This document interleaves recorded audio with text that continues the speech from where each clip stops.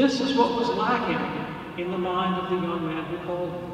Because no one had explained to him, you must appropriate the meaning of the sacrament. It's not merely the experience of physical reception.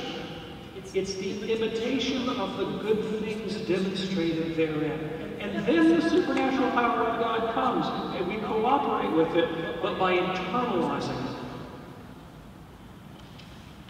Finally, I want to say just a word about relationship with Christ in the persons of his members.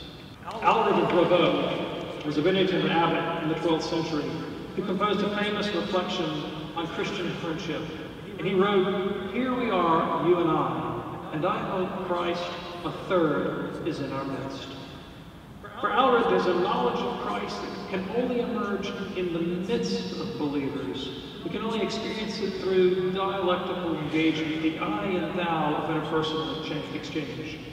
When I first became Catholic, I was privileged to meet a Dominican priest who was 100 years old, an Irish Dominican, who had once edited the Pope's newspaper, L'Osservatore Romano, been in Rome under 3 popes, and he was living in a local convent near my home.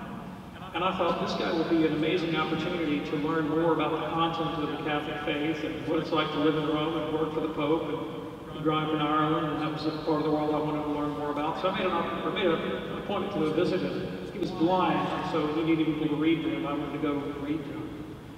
And as I got to know him and was reading to him, we discovered that we had far more in common and mutual interest in one another than we did in the texts. And so we put the reading aside, and we just began a relationship of discussing theology and the church and church history.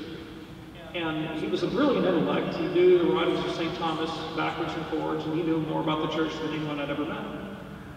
But after several years of this relationship, I began to realize that the real value to me was not his profound knowledge of theology, but his ability to channel that in service to me as a human being.